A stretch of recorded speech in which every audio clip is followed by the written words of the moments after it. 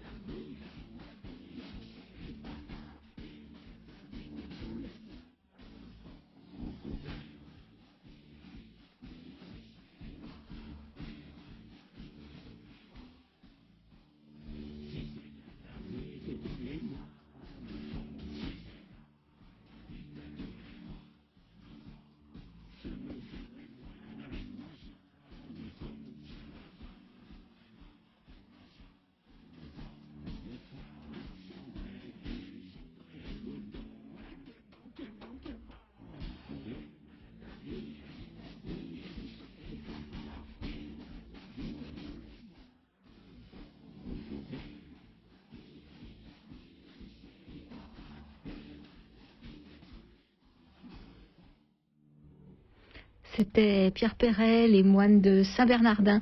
Je rappelle le numéro du studio, le 01 43 71 89 40, si vous voulez nous joindre pendant les pauses musicales. Sur Radio Libertaire, la voix de la Fédération anarchiste, toujours sans Dieu, sans maître, sans puce, vous venez de vous en rendre compte, à Racaille, avec Piquet-Cou, que vous venez d'entendre, qui est à la régie, et puis il y a d'autres choses aussi, la programmation musicale, et puis il y a la lecture de quelques textes de Jean Houdel, et notre Jean de Hussard Noir qui est à ma gauche, qui frémit d'impatience pour avoir le droit de s'exprimer, et même le devoir, je dirais, et puis ma pomme, pour vous expliquer pourquoi on a choisi cette chanson, cette berceuse enfantine. C'est pour... enfantine, oui. Pour vous parler d'un... Bah oui, aujourd'hui, quoi, c'est devenu... Je demande ce qu'en dirait Jean-François Copé. Oui. Hein. Bon, oui, c'est une bonne idée. Pour me parler de Jean, un petit peu... enfin bon, je vais vous expliquer tout ça. L'intitulé de ce petit articulet qui était dans le dernier Charlie, c'est les fidèles athées du dimanche. Et les fidèles, comme dans une église, mais athées. Ouais, c'est-à-dire qu'ils croient en rien. Surtout pas en Dieu. Bon, et ça se passe en Angleterre. La non-croyance s'organise. Et ce n'est pas parce qu'on n'a pas de Dieu que l'on n'a pas le droit à une église. Et c'est là que tout de suite, ça m'arrête. Voilà. C'est pour ça que les moines de Saint-Bernardin sont bienvenus. Voilà. Non, il faut être vraiment con pour être athée et avoir besoin d'une église pour papoter. Bon, mais voilà seulement 1 an à Londres, ça pouvait pas être ailleurs, hein, parce qu'à Londres ils sont spécialistes des conneries comme ça, de la volonté d'un couple d'artistes comiques. Oui, c'est vrai que c'est du plus haut comique. Pippa Evans et Sanderson Jones. L'assemblée du dimanche, The Sunday Assembly. Voilà, il faut dire en anglais, mais j'ai un accent à peu près le même que Jean quand il parle portugais. Non, meilleur quand même. Depuis, fait des petits, tout petits d'ailleurs, chants, sermons et quêtes, vous voyez, chants, sermons et quêtes, exactement comme à l'église. Le programme ressemble étrangement à celui d'une église chrétienne. C'était pas la peine de le préciser, on avait compris. Hein. Sauf qu'ici, nul n'est venu prier Dieu. Voilà, ni implorer sa miséricorde. Bon, vivre mieux, aider souvent et s'émerveiller davantage est la devise de ce nouveau culte athée administré par un Sanderson qui ressemble comme 2 gouttes d'eau à Jésus. Non, bah voyons, c'est con. Enfin bon, je sais même pas pourquoi je vous en parle parce que ça doit vous gaver comme ça m'a gavé. Bon, enfin quand même, il faut être au courant de ce qui se passe dans le monde, hein. Surtout des révolutions de cette ampleur. Le concept s'est rapidement exporté dans l'autre ville britannique, bah voyons, aux États-Unis on serait étonné du contraire, au Canada, en Australie, c'est-à-dire dans le Commonwealth, ou l'ex-Commonwealth, voilà. Partout où on a l'esprit de club, en fait. Oui, c'est ça, voilà, l'esprit de club, exactement, mon genre. Et arrivera bientôt en France. C'est pas gagné, ça, pour la vente, parce qu'on n'a pas vraiment l'esprit de club, nous, en France. Bon, voilà, alors, l'église athée est aujourd'hui celle qui enregistre le plus haut taux d'expansion dans le monde, et ça, sans assistance divine aucune. Ah putain, dis non, c'est pas vrai. Ah, bon, voilà, si c'est vrai, exact, hélas, oui. Les Mormons, les pentecôtistes et autres sectes peuvent se rhabiller avec leur prosélytisme agressif. Les non-croyants, eux, s'organisent pour mieux être entendus. C'est pas agressif du tout, ça. Bon, enfin bon. Pas la peine que je m'arrête à toutes les phrases aussi connes. Bon. Leur prophète au look christique explique le succès des assemblées du dimanche par le besoin de se socialiser chez les athées. Ah bon ? Ah, dis donc, c'est un scoop, ça. Pour lui, il y a quand même d'autres moyens de se socialiser que d'aller dans une église, même athée. Hein. Bon. Pour lui, nul besoin de rejeter le concept de religion qui insiste à faire le bien et à vouloir s'améliorer, sans pour autant croire en un Dieu inexistant. Ah bon ? C'est vraiment révolutionnaire, tout ça. À quand des assemblées du vendredi ou du sabbat dans les mosquées et les synagogues ? Voilà. Et c'est signé Zineb El Razouli. C'est le nouveau Zola, quoi, vous avez compris. Bon, voilà, c'est pour vous dire que Zineb, c'était une fille du prophète. Hein. Ouais. Une fille du prophète, Zineb. Ah ouais? Ouais. Ah bah dis donc, mon genre, t'en connais, hein, tu savais pas? Dans les histoires de culte. Mais je m'intéresse. Ah oui, ouais, bien sûr. Voilà, bah, notre Jean vous a tout dit. Il connaît donc Zineb El Razoui, qui était une fille du prophète. Je savais pas qu'il y avait eu des gonzesses, si. En tout cas, je retiendrai de... Oui, absolument. Bah non, mais tu sais, ce qu'on fait ce que les islamistes font du Coran, ça peut paraître surprenant. Ouais, surprenant. Pour les amateurs de poésie, en tout cas ceux qui l'ont lu. Bon, ouais. Vous voulez ajouter autre chose? Ouais, je tire de ton papier la certitude que si les croyants ont l'instinct grégoire, tu vois, les athées, eux, ont l'instinct grégaire. C'est merveilleux. C'est très bien, mon Jean. Bien résumé, voilà. Voilà pourquoi on l'appelle le hussard noir, vous avez tout compris. Hein. Lui, au moins, c'est pas un analphabète. Hein? Voilà, le livre de la semaine en vitrine à la librairie Publico, c'est Exarcheia la Noire, au cœur de la Grèce qui résiste, Robert. Ouais. Par Maud et Yanis Youluntas. Voilà, et c'est publié aux éditions Libertaires. Alors, à ces mêmes éditions Libertaires, Yanis Youluntas, il avait déjà publié un ouvrage sur la Grèce, hein, c'était Paroles de murs athéniens. Ça, c'était à l'occasion des émeutes de 2008. Hein. Il s'agissait en fait de faire parler les murs de l'antique cité. Hein. Avec ce nouveau livre, il relate la vie de ce quartier central d'Athènes, un quartier caractérisé par la poursuite de la rébellion et des soubresauts sociaux qui agitent toujours ce pays. Ils ont quand même un avantage sur nous, ces Grecs, c'est que comme ils ont déjà tout essayé, fachos compris, hein, ça a duré d'ailleurs quelques décennies, c'est l'extrême gauche chez eux qui est aux portes du pouvoir. Hein. Alors, on peut toujours rêver, hein, même si, à mon avis, la politique c'est un entonnoir. À l'arrivée, il y a toujours, contrairement à ce qu'on croit, c'est pas une pyramide, c'est un entonnoir. À l'arrivée, il y en a que quelques-uns qui profitent de la masse au-dessus. Hein. La communauté de Exarcheia nous est dévoilée sans phare. Hein. L'auteur nous promène dans ces rues où, de façon insolite, la population rythme la vie du quartier. Le portrait saillant de quelques-uns de ses habitants y est habilement brossé. Cela nous éloigne fort de tous ces clichés négatifs véhiculés, tu vois, par les grands médias, hein, ceux-ci ne donnant qu'une vision très étriquée et caricaturale, quand ils ne l'ignorent pas de la réalité vécue. Voilà, chaque double page, texte et image s'interpellent selon un effet miroir. Hein. Saluons également l'excellent travail photographique entrepris par Maud Youluntas qui apporte ainsi tout l'éclairage utile. Voilà, c'est un vrai travail documentaire, hein, que vous aurez rarement l'occasion de connaître, d'où son intérêt de le parcourir. Je rappelle, Exarcheia la Noire, au cœur de la Grèce qui résiste, par Maud et Yanis Youluntas, et c'est publié aux éditions Libertaires. Ah bah merci mon Jean, ça c'est intéressant. Parce que moi j'ai vu aussi des choses sur la Grèce beaucoup moins intéressantes, mais bon, concernant particulièrement les oliviers, moi je vous en avais déjà parlé ici. Enfin bon, il y a eu un incendie il y a 2-3 ans là, qui avait ravagé plus de 100 000 hectares d'oliviers. C'est vous dire une des ressources de la Grèce assez importante, quoi. Et c'était l'histoire d'un mec, d'un grec, tout son village, tout le monde se barre, etc. Et lui qui résiste, qui replante ses oliviers, qui les retaille, etc., etc. C'était vachement passionnant, mais en même temps, ça retrace aussi la désespérance des Grecs, etc. Parce que pour lutter contre les feux de forêt, il n'y a pas d'avion, il n'y a rien, quoi. Il y a un ou deux avions qui lancent des bombes quoi, de flotte, quoi, mais c'est tout, quoi. Qu'on vienne désemparer, parce que il y a beaucoup de Grecs qui reviennent à la campagne, justement, pour pouvoir seulement bouffer. C'est vrai, cultiver des anciennes propriétés familiales, etc. Et ils sont pas vraiment gâtés pour pouvoir subvenir à leurs besoins, pas aidés, en tout cas, par le gouvernement central.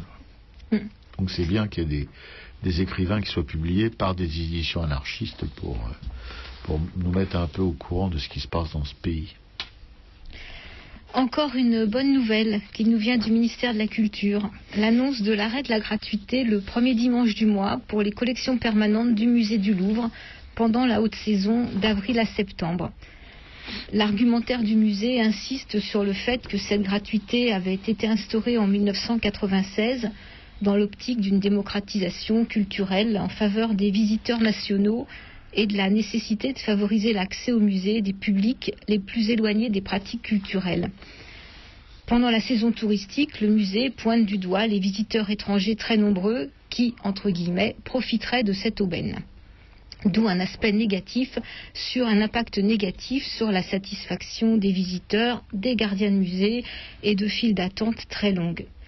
Une fois de plus, des solutions avec la tête à l'envers qui vont laisser sur le côté toujours les mêmes populations déjà peu enclines à se rendre au musée.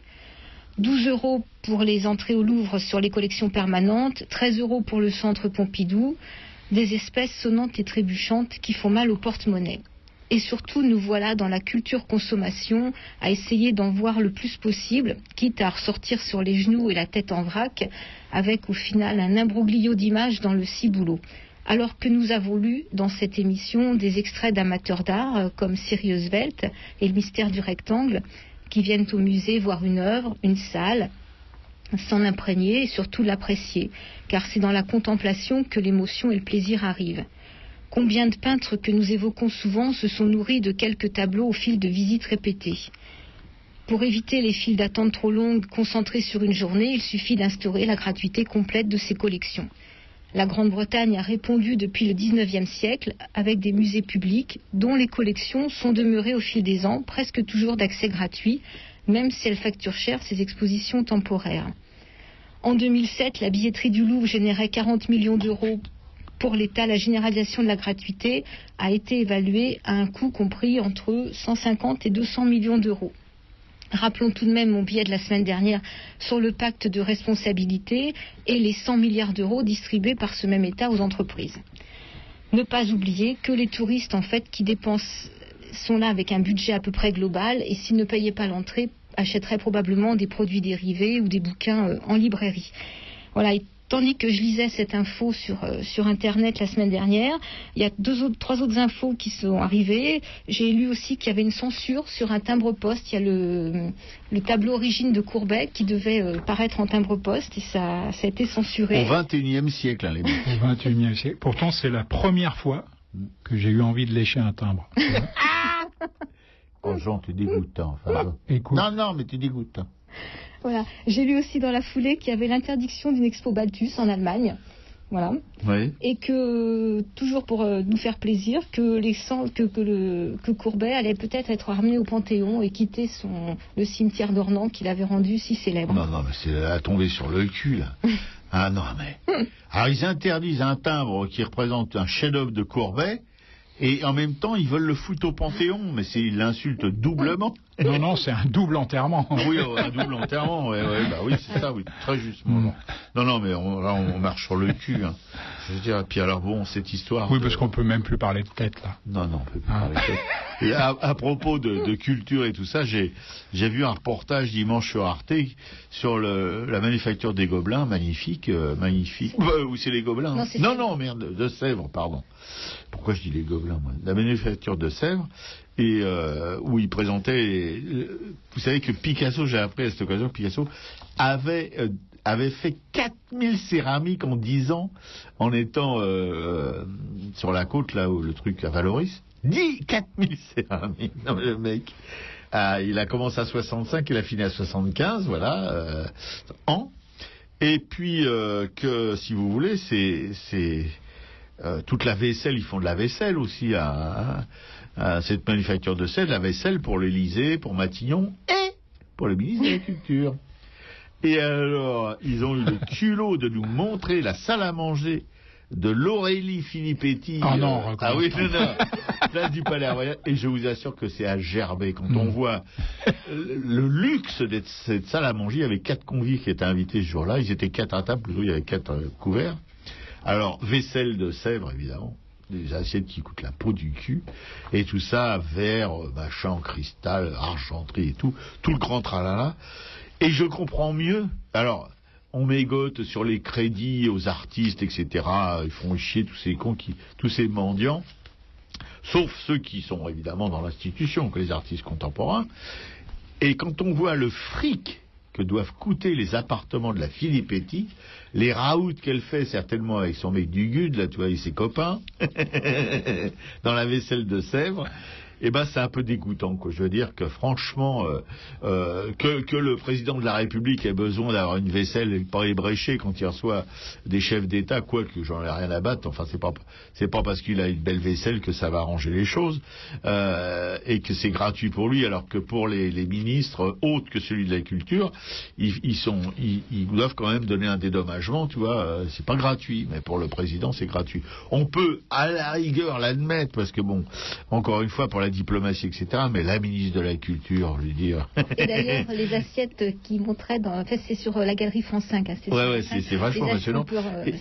C'est ça. Et les assiettes qu'elle préférait, d'ailleurs, c'était des assiettes avec un liseré bleu France. Ouais, c'est ça, tout à fait. Voilà, c'est tout ce que... Enfin, je voulais dire ça parce que j'étais un peu écœuré, quoi, de voir... Et en même temps, je comprends mieux pourquoi tous les ministres de la Culture depuis Malraux, ils se remettent jamais depuis être ministre de la Culture, quoi. Ils en parlent toute leur vie. Jacques Lang, il croit qu'il est toujours ministre de la Culture. Il y a eu Ayagon, il y a eu Donadieu de Vabre, nom de Dieu de Vabre, là, qui est un pote Donadieu. Donadieu, nom de Dieu de Vabre, qui est un pote à Philippe Etty, comme Jacques Lang. Ces deux personnages, ils sont dans son entourage proche.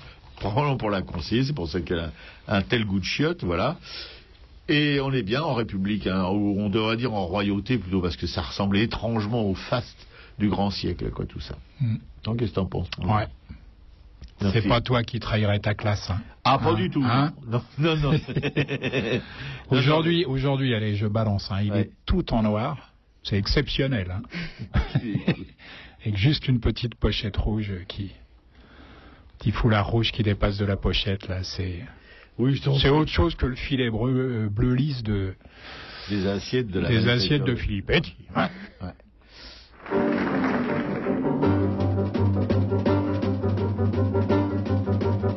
Elle est malingre, elle est petite, elle boit de grands verres d'eau bénite, tout en feuilletant le glossaire des mots interdits par Dieu le Père. Elle coupe, elle mutile ou elle blesse, ici un cœur, elle a une fesse. Elle est le chirurgien des rois, l'ambroise paré sans foi ni loi. Sur le corps, elle porte une bure pour cacher ses trésors absents. Sur le cœur, elle porte une tonsure comme on porte un Saint-Sacrement. La censure.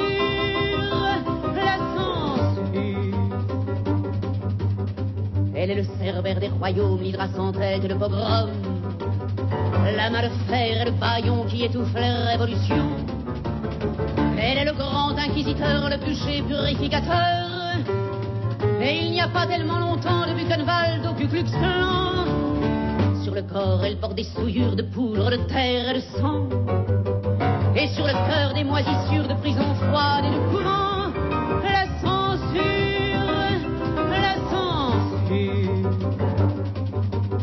Aujourd'hui, dans la douce France, en l'an de grâce et de jouvence, la revoilà qui pointe son nez, qui roule des yeux sous son bonnet. La revoilà qui prolifère et qui pudibonde, qui vitupère, montre une poignée d'objecteurs et qui déshonore ses chants d'honneur. Sur le corps, elle porte des dorures pour mieux endormir les enfants.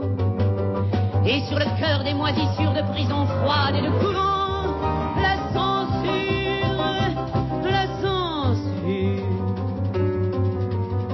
Faudrait censurer le striptease, la presse du cœur et les faillots. Faudrait trouver la terre promise ailleurs qu'aux conneries des radios. Faudrait qu'un de ces jours en muselle les bateleurs et leurs bagous. Faudrait qu'un de ces jours les bordels reviennent faire un petit tour chez nous. Faudrait enfin qu'on me réponde, qu'on me convainque, qu'on me rassure que je ne suis pas la seule au monde à vouloir qu'un jour on censure. La censure.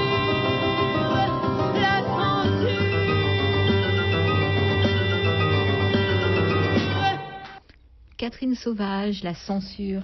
Sur Radio Libertaire, la voix de la Fédération anarchiste, toujours sans Dieu, sans maître et sans pub.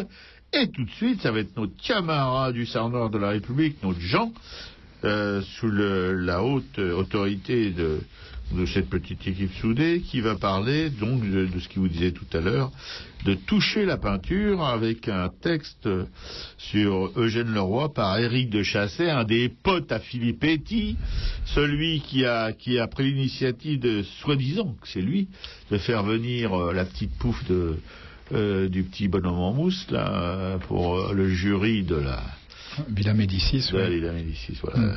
Julie Gaillet, c'est ça? Je sais pas, tu suis ça tellement mieux que moi. Oui, mais je suis ça pour pouvoir débattre. N'essaye pas de m'entraîner sur ce terrain. Déplaisant. Tiens, à propos de vaisselle ébréchée, juste en une seconde, tu vois ce que c'est un mazagran, hein? Ouais. Bon. Un jour, dans un resto comme ça, au moment où on nous sert le café, on nous amène le café dans les Mazagrans. C'était plutôt sympa, sauf qu'ils étaient tous ébréchés. Alors quelqu'un fait remarquer, mais ils sont tous ébréchés, les Mazagrans. Et il y avait un oncle qui était avec moi, qui a un humour comme ça, très pince sans rire, et qui dit, le plus fou, c'est qu'ils sont tous cassés du même côté. Je rappelle que c'est entièrement circulaire. Hein. Bon, ouais, l'extrait, c'est Eugène Leroy, autoportrait, ça c'est par Éric de Chassey, là, oui. Oui, enfin, moi, oui, mais l'important, c'est que tu finisses par comprendre, hein. Avec ces vastes empattements saisissants, hein, tu ne me contrediras pas, Robert, et inclassable. Totalement inclassable, hein, Eugène Leroy a rendu caduque, littéralement, à la question de la peinture dans l'art contemporain. La peinture n'a rien, ou tout d'ailleurs, à y faire, hein, elle est rupture perpétuelle de la modernité. Quand l'art contemporain, Robert, sera démodé hier, dégradé ce matin, périmé demain. Ah, j'adore cette expression. Voilà, elle est masque, mais aussi miroir. Elle n'est pas où on l'espère, encore moins où on l'attend, elle est ailleurs. Tout simplement. Mais écoutons plutôt Piquet-Coup. Il aurait bien du mérite, celui qui serait capable de livrer une description verbale fidèle d'un tableau de Leroy, tant chacune de ses œuvres est la résultante d'un processus complexe et long, de l'addition et de la superposition d'une incroyable quantité de couleurs, de tonalités et de valeurs les plus diverses, tant chacune est particulièrement sensible aux conditions dans lesquelles elle s'expose, aux effets de la lumière, de l'orientation, voire des habitudes ou des accommodations visuelles. Il serait facile d'en conclure que chaque tableau de Leroy se donne à voir différemment à chacun et à chaque moment, que littéralement on peut y voir ce que l'on veut, ne rien y voir du tout, ou au choix, y voir plein d'événements. La peinture de Leroy serait certes alors particulièrement généreuse et ouverte. Elle s'inscrirait fort bien dans la façon dont la sagesse populaire considère l'abstraction en peinture, sauf qu'en elle, le visible excède le lisible sans l'abolir pour autant. Si l'on ne peut nommer ce que l'on voit, si ce que l'on voit peut changer dans le temps, c'est justement parce qu'il y a ici tant à voir que cette richesse ne peut se résumer dans les mots, qu'elle ne peut être réduite non plus à un objet identifiable dans l'isolement, mais qu'en même temps, quelque chose de précis est donné à voir, qui a une forme et une matérialité stable. Un rectangle ou un carré de dimension définitive, recouvert de coups de pinceau d'une qualité et d'un nombre clos, obtenu en regardant et en voulant représenter un ou plusieurs objets ou situations objectives. Face à ceux qui considèrent qu'un tableau de Leroy se regarde mieux comme un tableau abstrait, il faut affirmer qu'il gagne au contraire à être regardé pour ce qu'il est, c'est-à-dire une représentation, même si la plupart du temps il est presque impossible de nommer ce qui est effectivement représenté. Et c'est précisément pour cette raison qu'il est fructueux de considérer aujourd'hui l'œuvre de Leroy du point de vue des genres qui la parcourent. Et c'est précisément pour cette raison qu'il vaut la peine de s'arrêter sur celui qui, parmi ces genres, s'oppose le plus nettement à l'abstraction, tout en s'en approchant paradoxalement le plus, l'autoportrait. Je sais à quel point l'entreprise est contradictoire. L'artiste lui-même a déclaré « c'est des têtes ». L'autoportrait ne m'intéresse pas du tout. Certains tableaux ne sont identifiables comme autoportraits qu'à cause de leur titre. Certaines têtes ont un caractère très générique. Pourtant, l'une des principales richesses de la peinture de Leroy réside dans la complexité de son rapport au réel. Les ovales qui ponctuent la partie centrale de nombre de ses toiles ne sont pas réductibles à des taches de couleur, mais convoquent le spectateur à une forme de confrontation, d'identification diffractée et difficile, qui est aussi une forme de confrontation avec certaines des questions fondamentales de la peinture et de la vie. Effectivement, il n'y a pas de différence. Alors c'est un livre, le texte est assez sensible, hein, je trouve, il parle pas mal quand même de la peinture de Leroy, mais évidemment ce qui est le plus intéressant dans ce bouquin, ce sont les peintures. Hein. Très bonnes reproductions, ce sont des portraits. Voilà. Des autoportraits, ça c'est autre chose, mais en tout cas c'est la façon dont Leroy a travaillé le visage, quoi. C'est ça le plus intéressant. Hein. Voilà. Dans ce bouquin, c'est Voilà, ce Eugène Leroy autoportrait, il est publié par les éditions Gallimard. Vous pouvez le commander auprès de la librairie Publico, 145 rue Amelot, 75 011 Paris, métro Robert. Obertan, fille du calvaire, République. Téléphone 01 48 05 34 08 et site internet librairie-publico.com. Oui, Voilà. et merci beaucoup, camarades. Si je peux ajouter un petit mot, j'ajouterais que précipitez-vous pour voir l'œuvre de Leroy, enfin ce qu'on veut bien vous en montrer, parce que à mon avis c'est de l'art très éphémère. Tu penses qu'il c'est un danger il a déjà un atelier de restauration consacré à son œuvre au musée de Tourcoing.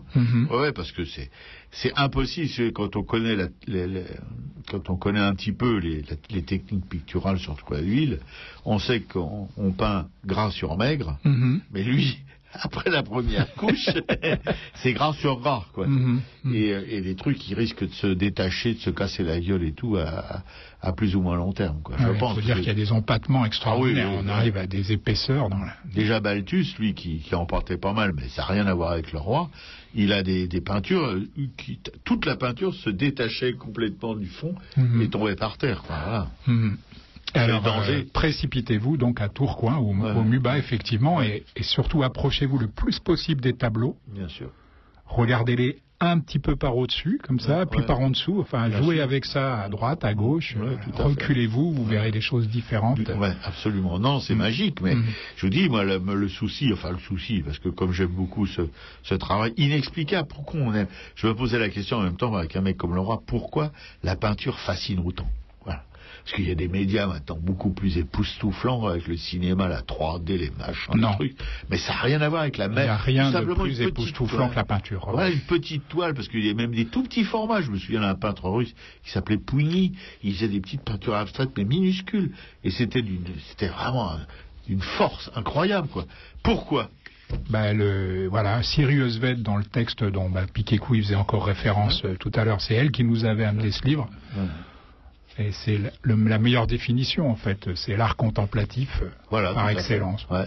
Et pourquoi hors du temps. On est hors du temps quand on regarde la peinture. Ouais. Et pourquoi, justement, l'origine du monde de Courbet est censurée au XXIe siècle? On fait pas un tas. Alors que on est inondé de pornographie de toutes les manières possibles.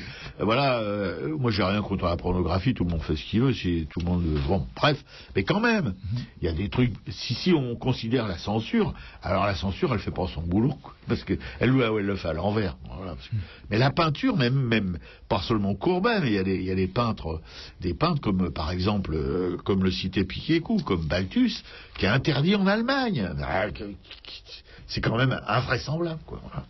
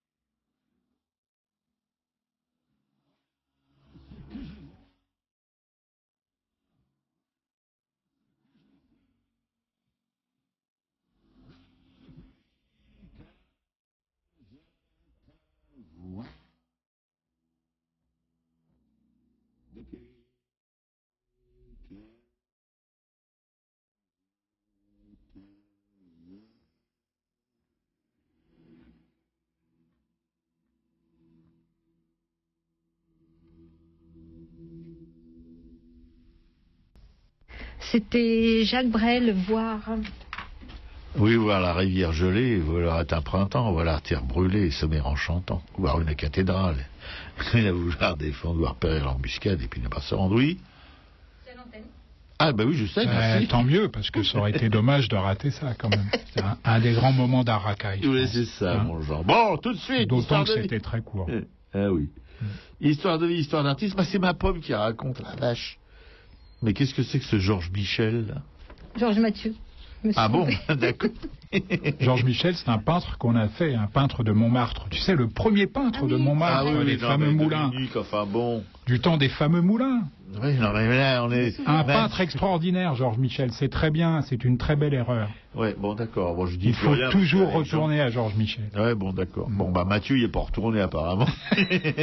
Moi, je vous parle de Mathieu. Vous savez, Mathieu, d'après lui, c'est lui qui a inventé le dripping, mais il a surtout inventé l'abstraction lyrique. Et qu'est-ce que c'est? C'est le temps de Malraux, évidemment, qui considérait qu'en dehors de l'art abstrait, il n'y avait pas d'art, quoi. Voilà. Et c'est comme ça que des peintres comme Buffet, comme Dubuffet... C'est pas quand il était à Encore qui disait ça, dis donc. Ouais. C'est pas quand il était à Encore qu'il disait ça, avec tout ce qu'il a pillé. Non, oui, c'est ça, oui. Ouais, il a pas piqué de l'art abstrait encore. Non. Voilà. Enfin bref, Et chaque fois qu'il piquait un truc, il disait encore. Bon, allez. Comte Malraux, enfin bon... Oui, donc Mathieu, à cette époque-là, il était vraiment un grand artiste reconnu mondialement. Sa particularité, c'était que il dessinait vraiment dans les fulgurances, dans la spontanéité. Et il avait 200 tubes de peinture utilisés pour une toile qui faisait quand même 7 mètres sur 2 mètres 50, 3 mètres, quoi. Un truc qu'il a fait, un happening qu'il a fait au Japon. Il a peint cette toile en une journée. Alors son particularité, c'était de prendre des tubes, de les écraser sur la toile, après avec ses mains il barbouillait, etc.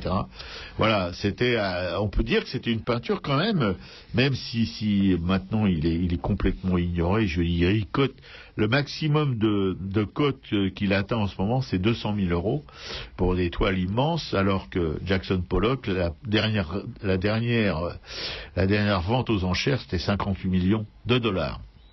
Et de gré à gré, il a vendu une œuvre, Pollock, qui était vendue de gré à gré entre collectionneurs, sans passer par une salle des ventes, 120 millions de dollars. Voilà. Alors qu'ils ont... Jackson Pollock a commencé à peu près en même temps que Georges Mathieu. À l'époque, c'est Georges Mathieu le number one, et maintenant c'est Georges Mathieu vraiment le vieux has-been, le vieux con, quoi, qui fait plus du tout de fric dans les ventes. Et vous pouvez avoir un Mathieu pour 1500 €, quoi, un truc comme ça, puis moins cher même. Voilà, c'est la mise à prix, ça. Et voilà. Alors pourquoi? Bon, c'est pas une histoire d'argent non plus. C'est surtout une histoire d'art, une histoire de peinture. Bon, nous notre jeunesse, à Jean et à moi, enfin Jean est plus jeune, mais quand même c'était encore... À peine, oui. C'est ça, oui. Et Jean, lui aussi était assez enthousiaste quand il était jeune par le travail de Mathieu. Ça nous sortait de la peinture moderne trad, quoi, des gens des figuratifs, plan-plan et tout ça, qui étaient en fait des académiciens, quoi. Lui, il a crassé tout ça allègrement. Seul petit bémol, mais est-ce qu'on doit se référer à la vie de l'artiste, mais à sa vie en dehors de son art? Bon, c'est toujours un petit peu mélangé tout ça, mais lui était, je dis hélas d'une certaine manière, parce que bon, c'est pas tout à fait des penchants, il était vraiment d'une caste aristocratique. Il était marié aussi avec une nana qui était une noble aussi, dont la noblesse remontait aux croisades, etc., etc. Donc c'était des gens qui baignaient là-dedans. Et il avait un style mais vraiment très distingué, arrogant. Enfin bon, c'était vraiment... Oui, la Vallière un peu. La Vallière, absolument. Il y avait quelque chose comme ça, avec un apomodore. Ouais, complètement décadent de ce point de vue-là. Voilà. J'avais même vu un reportage quand j'étais jeune où il avait fait les meubles. Il avait fait des faux meubles grand siècle pour son appart en contreplaqué. Il n'avait pas les moyens de se les payer malgré tout ce qu'il gagnait. Enfin bref. Mais en tout cas... Comme le thème de cette émission, c'est, bon Jean, tu peux me le rappeler, toucher la peinture. Toucher la peinture, oui, lui, il la touchait vraiment avec ses mains, il faisait de la patouille, quoi. Le résultat était pas complètement inintéressant. Même maintenant, ça tient, de mon point de vue, encore le coup, quoi, parce que c'est quand même quelque chose il il a aucun disciple. Personne n'a approché ça. C'était souvent le cas de gens qui sont vraiment novateurs dans n'importe quel métier, quoi. Lui, il n'y a pas eu de... Bon, Picasso, il a une descendance invraisemblable, Duchamp aussi, qui, à mon avis, était vraiment un gros nulard, mais enfin bon, il a quand même une descendance de gros nulard, mais pléthorique, dans l'art contemporain actuel, voilà. Pas tout, hein. Bon, on n'est pas complètement borné dans cette émission. On peut reconnaître ça et là des œuvres qui sont intéressantes, même en art contemporain. Mais enfin, la majorité, mais comme la majorité des artistes qui sont pas contemporains, font des grosses merdes. N'oublie pas ce que disait Frida Kahlo sur Duchamp. C'était le seul être humain parmi tous les surréalistes, enfin tous les peintres qui tournaient autour d'André Breton. À une époque, puisque ça a été le cas de Duchamp avant qu'il passe effectivement au ready-made. Et qu'est-ce qu'elle disait? Que c'était le seul être humain intéressant parmi tous les autres, quoi. Ouais, moi je suis pas sûr, mais enfin bon, Frida Kahlo était un peu spécial aussi. C'est pas quelqu'un que j'adore non plus, ni son travail. Enfin, elle a eu une vie de martyr. Bon, ça c'est autre chose, mais qu'elle ait pu travailler dans des conditions comme ça, c'est assez invraisemblable. Il fallait avoir une force extraordinaire pour survivre à tout ça. Et Mathieu, Mathieu, voilà, maintenant, comme un peu aussi vous dire que la peinture c'est très mystérieux, c'est quand même une manière de s'exprimer qui est complètement, pour moi, qui suis pourtant dans le métier depuis un certain temps, incompréhensible, avec Mathieu particulièrement, parce que bon, ce qu'il a fait, ça a été quand même une révolution dans l'art pictural, enfin bon, et il a disparu, mais vraiment très rapidement. C'était sitôt que l'art abstrait pur a aussi une vie assez éphémère, quoi. Et Mathieu, qui en était un des représentants les plus éminents, eh ben voilà, l'enfer de son vivant. Déjà, il était absolument plus sollicité par les médias, plus sollicité par la célébrité, quoi. Tout ça l'a abandonné. Mais quand même, il faut retenir une chose, si vous voulez en voir des Mathieu, vous allez au musée d'art moderne, ils en ont, et à Pompidou, je sais pas, parce que les collections qu'on avait, on n'en a vu aucun, évidemment, comme on n'a vu aucun Balthus, comme on n'a vu rien du tout des peintres qu'on connaît ou qu'on aime plus ou moins, mais vous pouvez vous rendre compte, si vous voulez, de quand il y a une certaine élégance, une certaine force, vraiment une grande nouveauté dans ce style pictural, et ça peut vous faire comprendre un tout petit peu plus ce que c'est que ce médium qu'on appelle la peinture. D'ailleurs, l'art, pour la plupart des gens, même des institutions, c'est la peinture. L'art, c'est pas la musique, l'art, c'est pas l'écriture. Quand on parle d'art, on parle de peinture. Pourquoi? À mon avis, il y a des sculptures qui sont fabuleuses, beaucoup plus expressives, qui portent beaucoup plus de sensibilité, enfin non, beaucoup plus de force, enfin en tout cas que la peinture, parce que d'abord on peut tourner autour, bon, ça change avec la lumière, etc., qu'une peinture, pas vraiment, sauf peut-être celle de le roi, mais on ne sait pas si c'est de la peinture ou de la sculpture. Mais celle de Mathieu aussi, parce que certains ont obtenu il est arrivé à certaines épaisseurs qui, à mon avis, condamnent aussi peut-être ces toiles. Voilà, un peu, aussi. À des problèmes de conservation. Ouais. D'ailleurs, les couleurs qui virent, qui tournent, parce que vous savez, on peut pas mélanger n'importe quelle couleur avec, il y a des couleurs qui sont incompatibles entre eux et qui peuvent avoir des réactions chimiques qui détruisent la couleur, qui détruisent voilà. Bon. Enfin, moi j'ai le souvenir adolescent d'avoir découvert Mathieu avec les affiches d'Air France. Exactement, oui, tout à fait. Ouais. Et il prouvait que la peinture abstraite pouvait avoir un côté figuratif, puisqu'il arrivait en quelques coups de pinceau à évoquer des pays avec une justesse assez étonnante. Bien sûr. Oui, mais aussi, ce qui a desservi, je crois, Mathieu, c'est qu'on a tellement vu de Mathieu. Enfin, oui, la pièce de 10 francs. Ses affiches, et puis ses posters, et puis ses machins. Voilà. Il y a eu une overdose, ça c'est clair et net. Oui, il en a bien profité, et puis voilà, bon, il mettra du temps, mais il reviendra, moi je suis convaincu. Moi aussi, je pense, parce que quand même... Toi, il trouvera sa juste place, voilà. Bien sûr, qui est loin de la starisation dont il a profité un peu et dont il a finalement été victime, mais une place, sa juste place dans l'histoire de la peinture. Les mystères du rectangle. Ouais. Ah, c'est pas mal. Mais si, c'est le titre du livre de Sirius Vett, c'est bien ce que ça veut dire, c'est-à-dire que ça sert à rien de faire le tour d'un tableau, tu vois. Donc tout est là, et c'est pour ça que c'est c'est si merveilleux, quoi. Ouais, Voilà. Je voulais dire juste en vitesse aussi que Piquet-Coup, elle a eu la bonne idée de mettre les liens sur le blog de l'émission dès hier soir. Donc en fait, vous pouvez vous mettre en ligne ce matin pendant que vous écoutez l'émission. Vous avez des liens vers tout ce dont on parle là et dont on va continuer de parler. Voilà. http://arakai.blogspot.fr. Voilà. Ouais, parce qu'il y a plusieurs émissions, on n'a pas parlé du blog. Voilà. Donc, il y a déjà l'émission d'aujourd'hui avec tous les liens. Voilà. Moi, je trouve dis, que merci, les informations sont distillées. Un truc qu'il est bien de systématiser, je trouve, parce que c'est vrai ça peut. Voilà, donc il y a déjà Georges Mathieu. Bon.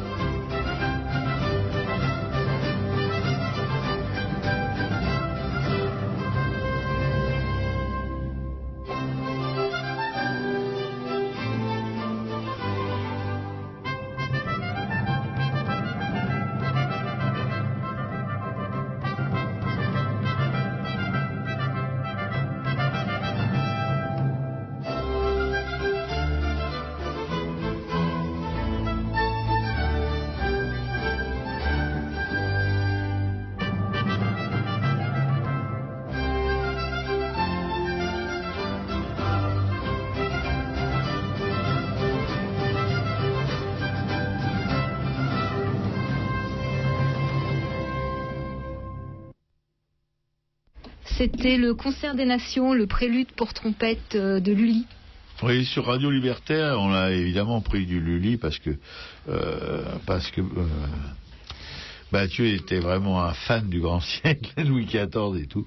Bon. Ouais, c'est un peu ronflant, quoi. On peut dire, mais voilà. Mathieu, il ronflait. C'est un peu trompettant, trompettant, mais.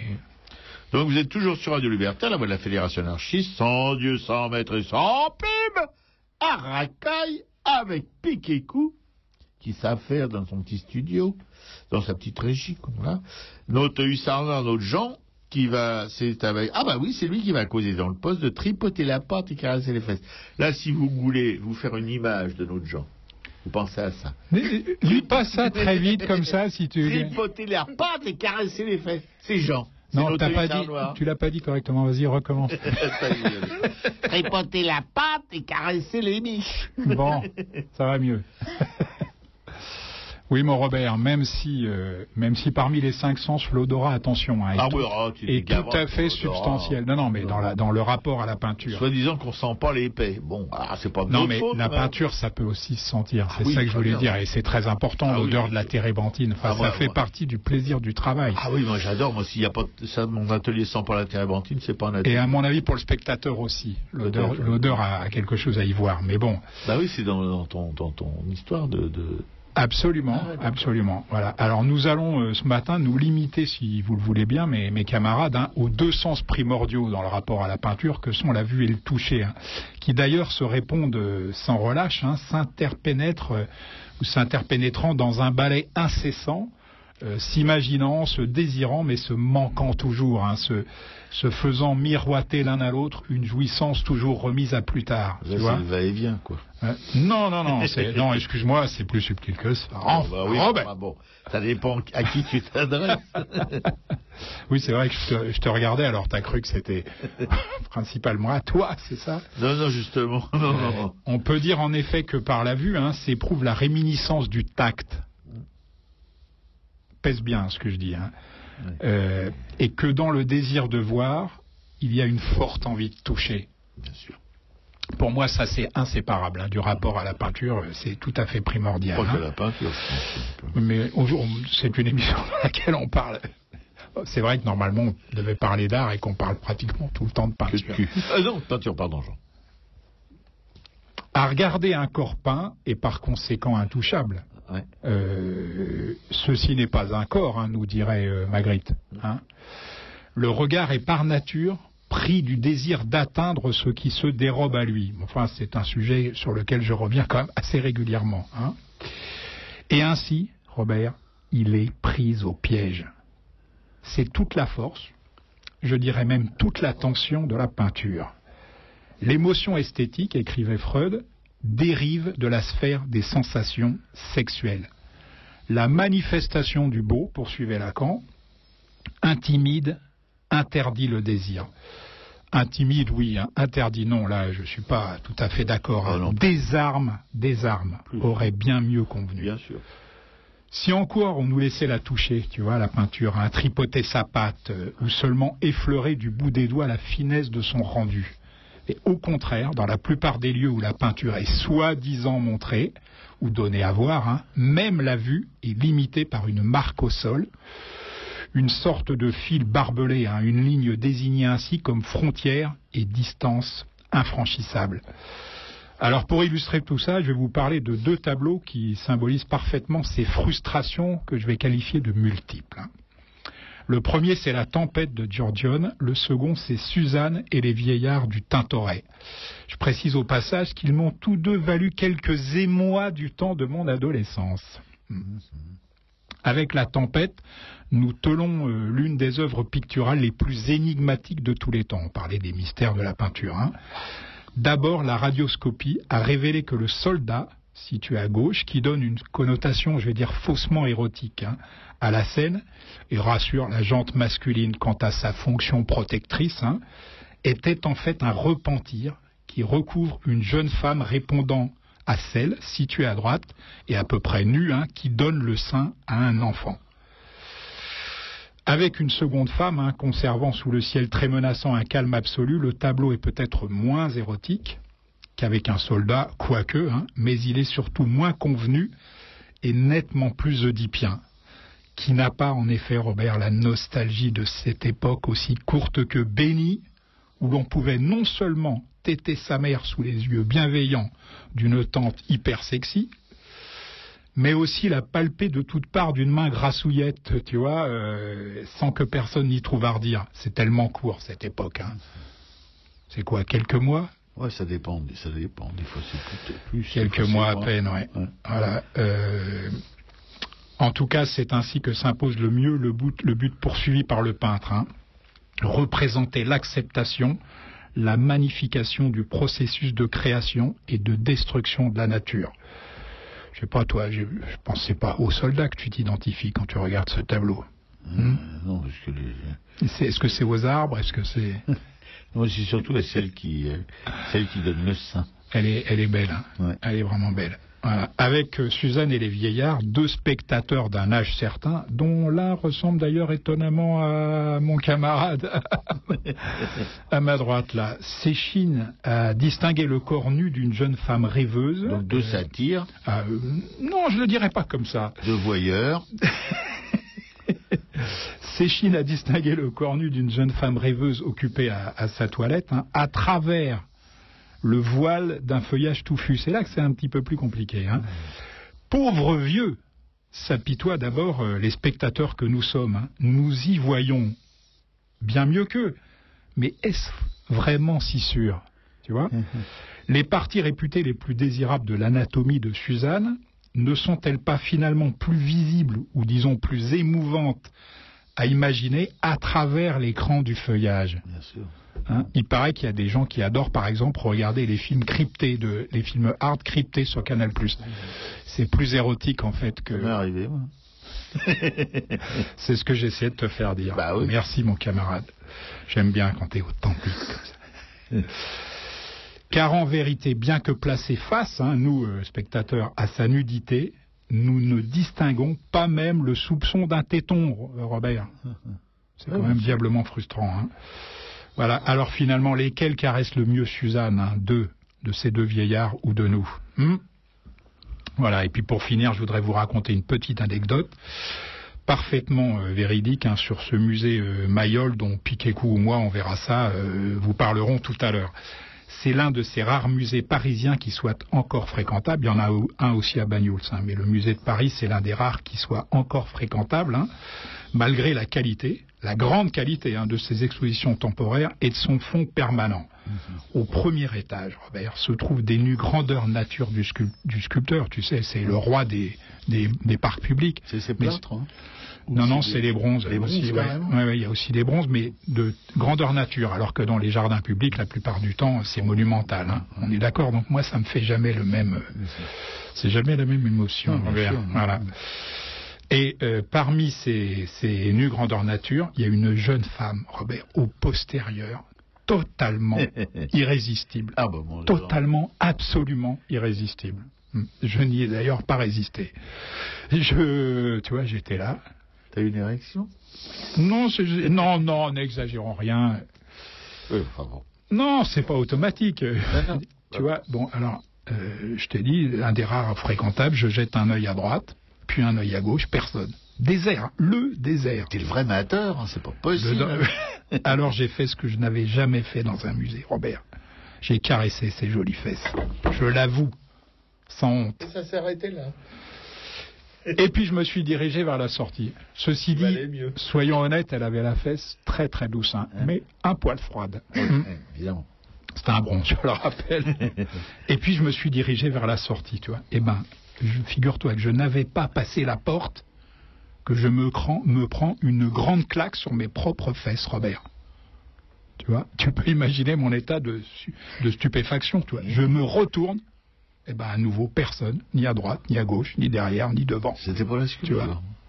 Et ben c'est alors que la sublime naïade m'a fait un petit clin d'œil, Robert. Tu me croiras ou si tu veux ou pas. Je te crois, évidemment. Bon. Mais voilà, je te le raconte comme ça s'est passé. Donc il est encore plus cinglé que j'imagine. Voilà, je suis encore plus cinglé que ce qu'il imaginait. C'était mon papier du jour. Tripoter la patte, caresser les fesses. Non, mais ça, c'est vrai que les Mayol, hein, je veux dire... C'est marrant, parce que moi, j'y suis allé souvent, au musée Mayol, je suis jamais allé au premier étage. À Paris, ça doit être rue de Grenelle. Ça doit être ouvert. Oui, je sais pas s'il n'y en a pas deux, d'ailleurs. Non, mais bon, celui de la rue de Grenelle. Oui, il y a. C'est pas la rue, c'est pas loin de la rue du Bac. Bah oui, tout à fait, voilà, tout à fait, c'est dans le 7e. J'avais été voir l'exposition Basquiat, j'avais été voir des expos comme ça. Et tu n'es pas monté? Ben non. Caresser les. Non, les miches, non. La sculpture. C'est un avantage quand même que voilà. Donc je dirais d'une certaine façon pour finir que si la sculpture me touche moins que la peinture, elle peut me toucher d'une autre façon. Non, c'est vrai que enfin, en tout cas, les nus de Mayol, oui, c'est vrai que pas celle des jardins publics parce que c'est du monumental et c'est un peu écrasant, mais grandeur nature, ça doit être intéressant.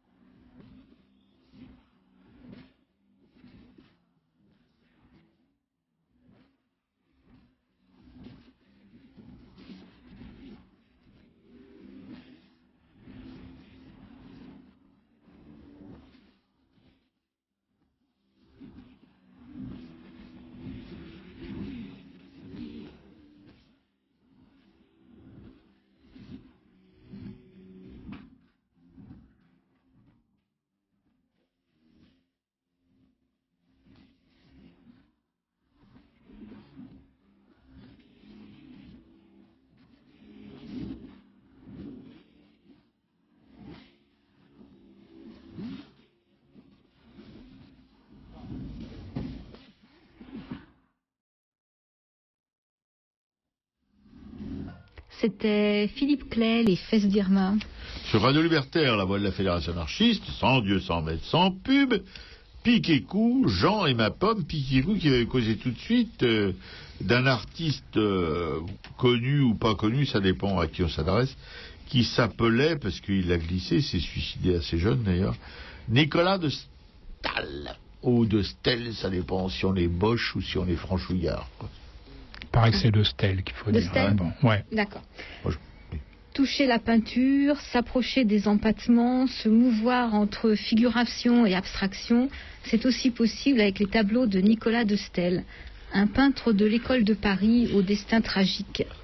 Issu de la noblesse russe et né en 1914 à Saint-Pétersbourg, sa famille s'exile pour fuir la révolution bolchevique. Orphelin, il est recueilli par un couple russe de Bruxelles et à 16 ans inscrit à l'Académie royale des beaux-arts. Il est fasciné par la découverte des œuvres de Rembrandt et de Vermeer. Arrivé en France en 1919, il découvre Matisse, Braque, Soutine, Cézanne, voyage en Italie, en Espagne, en Algérie et au Maroc. Il arrive au début des années 40 à Nice avec sa compagne Janine, rencontrée au Maroc. Là, il rencontre Jean Arp, Sonia et Robert Delaunay, Alberto Magnelli, et sous leur influence peint ses premières toiles abstraites qu'il baptise compositions. C'est la guerre, une période difficile. Il souffre de la faim, du froid, et doit brûler les boiseries de son appartement pour se chauffer. Janine, sa compagne, meurt de cette misère, mais il continue à peindre quelques œuvres figuratives, mais aussi abstraites, au besoin sur les draps de son lit. Une première exposition à la galerie Jeanne Bucher en 1945 le révèle au public, mais la mort de sa femme le plonge dans une période d'abattement. Ce sont de nouveau les doutes, les scrupules, l'étouffement, la misère. À cette époque, sa palette est faite surtout de tons sourds, gris et noirs, accompagnés de quelques blancs, ainsi que de rares touches rouges.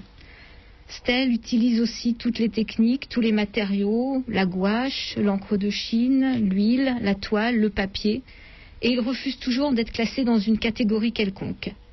Lorsqu'en mars 1950, le Musée national d'art moderne de Paris lui achète Composition, une huile sur toile, il exige d'être accroché en haut de l'escalier pour être écarté du groupe des abstraits, et il remercie le directeur du musée avec un jeu de mots répété dans toutes ses biographies. « Merci de m'avoir écarté du gang de l'abstraction avant ». Une allusion donc au gang des tractions avant. Il passe un tournant entre 1950 et 1952 et se lance dans la composition de paysages, de nature morte. Il simplifie ses compositions, éclaircit sa palette. La peinture prend de la matière avec de larges aplats au couteau ou à la spatule. De ces tableaux émerge alors la couleur, la lumière, la vie, l'espace. Après vinrent des années explosives entre 52 et 53. Nicolas de Stel assiste au match de foot France-Suède au Parc des Princes et il en ressort transformé, habité par les couleurs qu'il veut immédiatement porter sur la toile. Il y passe la nuit, commençant une série de petites ébauches qui vont devenir les footballeurs, sujet qu'il traite avec de très vives couleurs dans plus d'une dizaine de tableaux. Il se livre tout entier à sa passion des couleurs et du mouvement. Le clou de ce travail est le Parc des Princes, une grande toile tendue sur châssis de 2 mètres sur 3 mètres 50, pour laquelle il utilise des spatules très larges pour étaler la peinture et un morceau de tôle de 50 cm qui lui sert à maçonner les couleurs. Lorsqu'il expose son Parc des Princes au Salon de Mai de la même année, le tableau est ressenti comme une insulte, tant par ses confrères que par la critique. Le parc apparaît comme un manifeste du figuratif qui a contre lui tous les partisans de l'abstraction.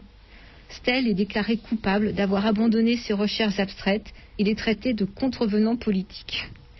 Il décide de retrouver alors la lumière du midi et s'installe à Antibes, à l'automne 54, dans un atelier ouvert sur la mer. En 6 mois, il réalise solitaire plus de 300 toiles aux thèmes variés, des natures mortes, des paysages, des scènes sur le port, un bateau, un vol de mouettes, une carafe sur une étagère. Sa peinture, qu'il applique alors au coton, apparaît de plus en plus transparente et fluide. « Je n'ai plus la force de parachever mes tableaux », écrit-il alors.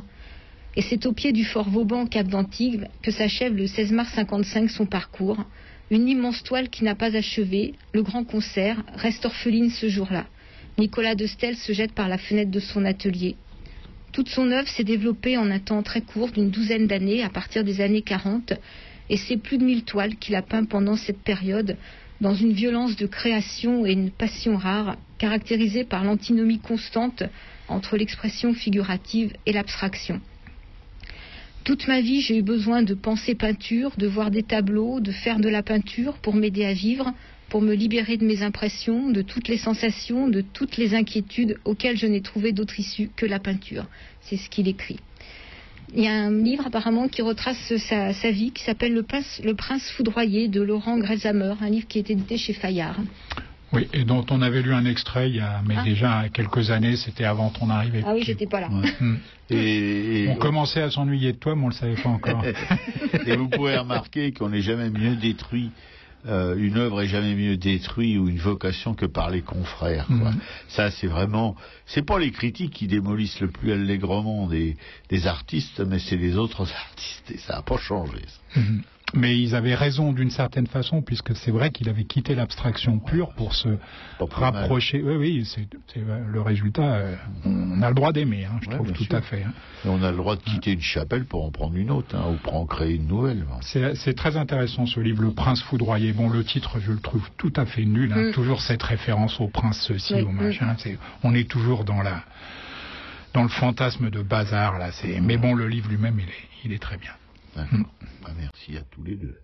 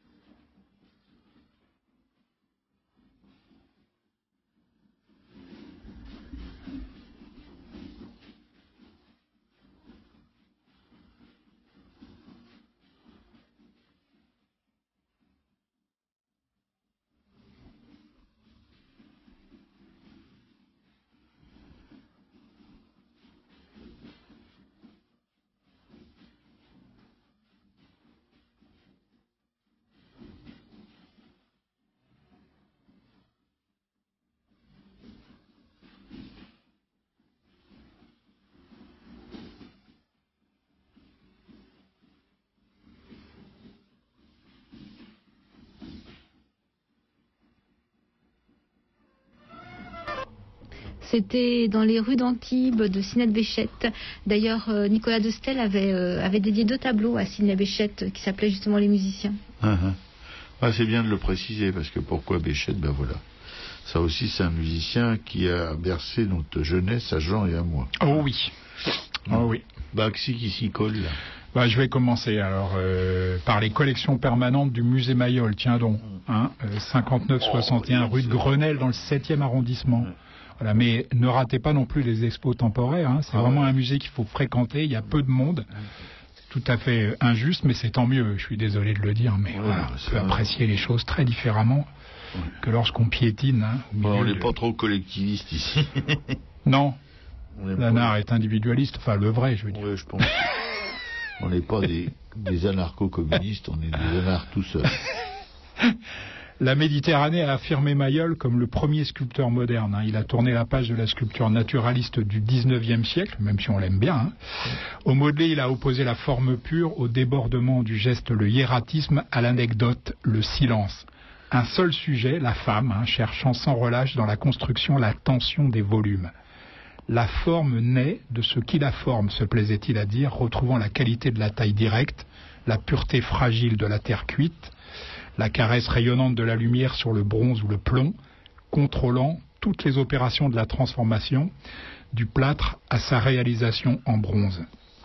Sa quête de la perfection, pourtant empreinte d'archaïsme, c'est une façon de voir les choses, a ouvert le chemin de l'abstraction, du volume qui se justifie par lui-même. Mais Mayol fut peintre, Robert, avant d'être sculpteur. Travaillant la couleur en aplat, isolant la figure et la situant dans un contexte intemporel. Après sa rencontre avec Dina Vierny, son envie de peindre restimulée, il y en a d'autres que la rencontre des femmes stimule, il réalisa des portraits et des nus d'une grande puissance, atteignant à une extraordinaire monumentalité. Mais j'ai bien laissé entendre tout à l'heure que ces petites sculptures grandeur nature... sont plus, ouais. Et tu parles de ces paysages, de ces peintures. Et moi, j'ai un copain qui était complètement... Il s'appelait Pierre Parcé, c'était un photographe. Quand je travaillais dans la presse, un jour, je vais chez lui, qu'est-ce que je vois au mur? Des Mayol. Il y en avait une demi-douzaine. Il était complètement inconscient de la valeur du truc. Il aimait bien, mais c'est chez lui, il y en avait plein, parce que son grand-père était un pote à Mayol, tu vois. Et il en avait, mais je lui dis, mais Pierre, mais tu te rends compte de ce que c'est, ça? Parce qu'il fermait jamais sa porte, de rien, tu vois. Et j'ai dit, moi, je vais te les chourer, tes Mayol, tu vois. Mais ah bon, pourquoi? Je lui ai expliqué qui était Mayol, mais il le connaissait, lui, mais comme un ami de la famille, quoi, tu vois. Il disait, chez mes parents, il y en a plein, comme ça, dans le grenier, quoi, tu vois. T'es malin, tu vois, t'as changé la vie de ce mec-là. Depuis, il vit avec une épée de Damoclès sur la tête. Il a mis une surveillance vidéo chez lui. Je crois pas. C'était vraiment. Il est devenu complètement parano, le pauvre mec. Il était vachement heureux avant. Bravo Robert, merci Robert. Bon, voilà, petite anecdote à la con. Alors, deuxième exposition, vue, paysage d'aujourd'hui, d'après Hubert Robert, au domaine de Chamarande, 38 rue du Commandant Arnoux.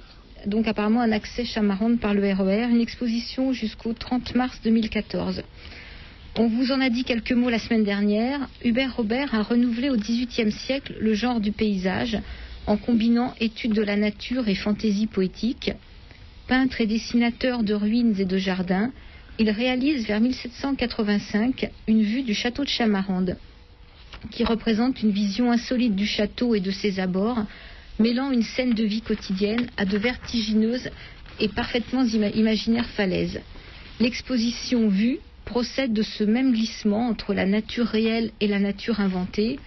La sélection des œuvres d'une quinzaine d'artistes français et internationaux nous entraîne vers une douce rêverie poétique sur l'histoire du point de vue et de la construction du paysage, qui a connu une apogée en Italie avec les peintres védutistes et leurs paysages construits selon les principes de la perspective, mais transformés et mis en scène par le point de vue ou sentiment des peintres. Aujourd'hui encore, projetant sur le monde leur vision et leurs états d'âme, les artistes composent et recomposent le réel.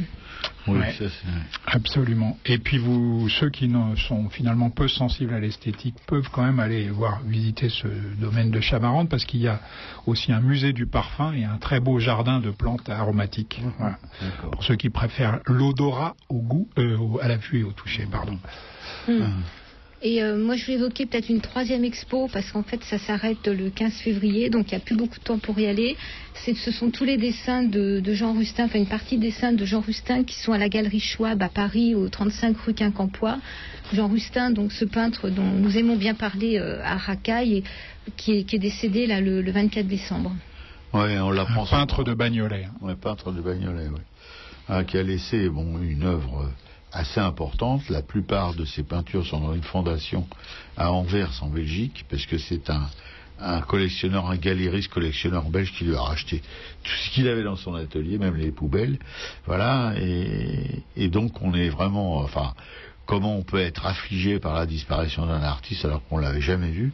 On a essayé, mais c'était trop tard, il était trop malade pour qu'on le voie. Et lui aussi avait la maladie de Parkinson, comme Cavana qui vient de la glisser, ou comme Buffet qui s'est suicidé à cause de ça. Voilà, un peintre qu'on a découvert, moi que j'ai découvert assez tard, comme à peu près tout ce que je découvre dans la vie, c'est toujours assez tard. Voilà, mais qui m'a complètement fasciné, qui me fascine toujours surtout sa vie personnelle d'artiste en tout cas.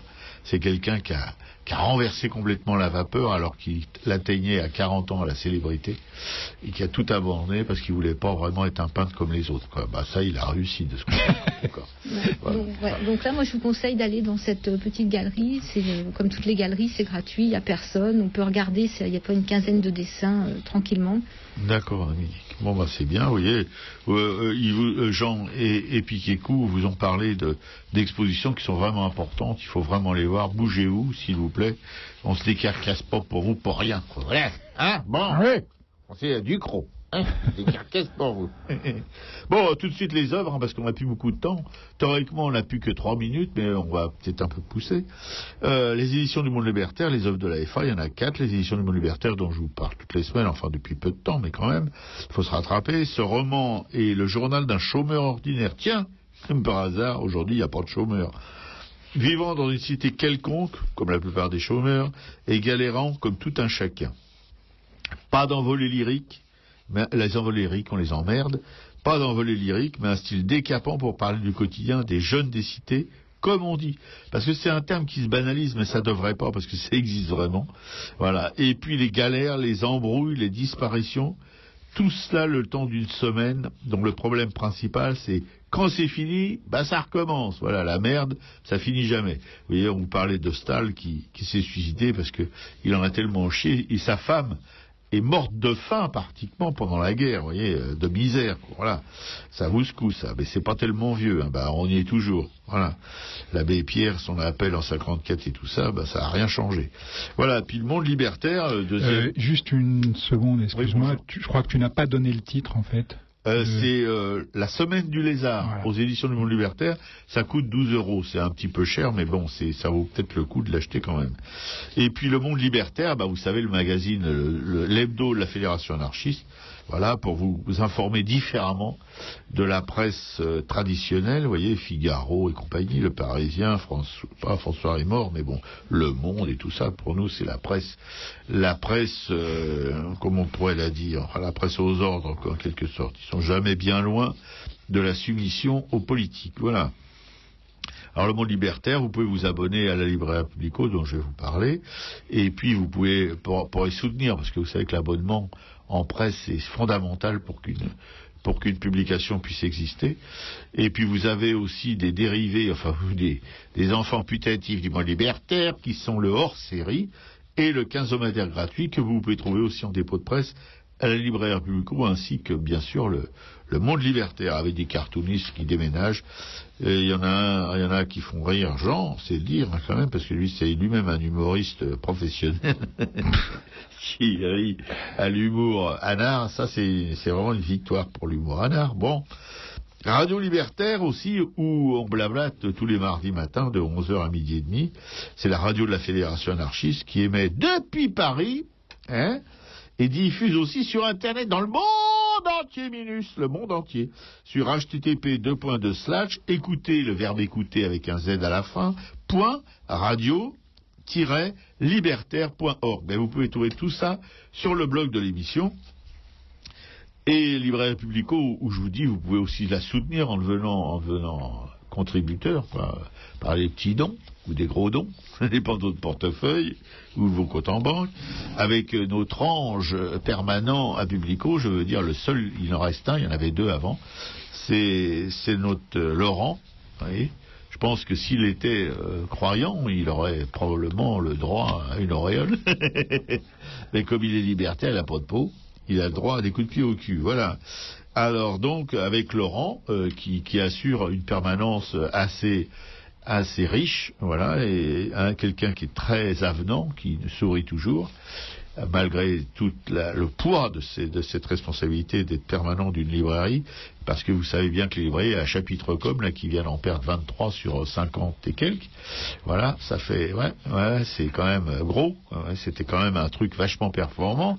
Moi, j'ai acheté des bouquins là-dedans il y a longtemps, c'était vraiment avant Amazon, c'était un truc incontournable, voilà. Bon. Alors pour dire qu'une librairie c'est fragile, l'édition c'est fragile, tout est fragile, hormis les médias, les trucs en 3D, les machins qui font poète tagada, voilà, bon. Et puis Radio Libertaire que vous écoutez, la radio de la Fédération anarchiste, où on blablate tous les, je viens de le dire, bon, avec Piquet-Cou, Jean, Noteuil-Sarnois et ma pomme, on vous parle et la radio aussi, vous pouvez la soutenir vraiment en prenant votre carte d'auditeur à 20 € à Publico, aussi en souscrivant, etc., etc. Voilà, vous pouvez la soutenir financièrement, ça serait pas malvenu. Et puis après ce blabla... Il y a une annonce pour Publico là pour samedi. Donc il y a un film qui s'appelle Les Chats Persans, un film iranien de 2009 de Baman Gobadi. Voilà, donc ça c'est samedi 15 février, donc ça doit être 16h30 avec une entrée libre. D'accord. Toujours. Et vous pouvez retrouver tout ça donc sur le blog de l'émission, Jean. Absolument. Voilà. Bon, écoutez, on vous salue. Notre Piquet-Cou est au téléphone, non? Non, on demande à l'auditeur de nous excuser. On lui avait dit pendant les pauses musicales, pas pendant qu'on blablate, parce que Piquet-Cou ne peut pas être à la foire, au boulin. Ouais, une petite équipe, hein. Oui, soudée. Soudée, hein. Allez, salut les mecs, salut les meufs. Salut à la semaine prochaine. À la semaine prochaine, au revoir. Je termine avec Patachou, l'enfant de la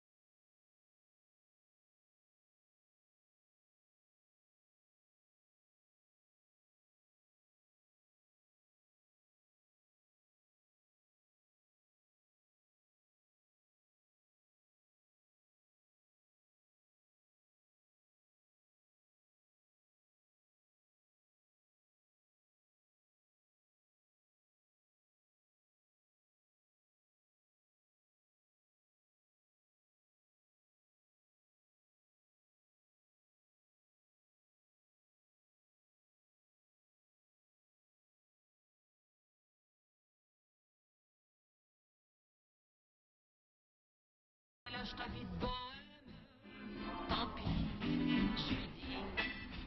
T'adores qui ne pieds pleins, balafrant dessus, avec les caisses, etc. Elle me dit qu'on gagne sa pitance, la danse. Ça, c'est bon l'amour, mais le boulot.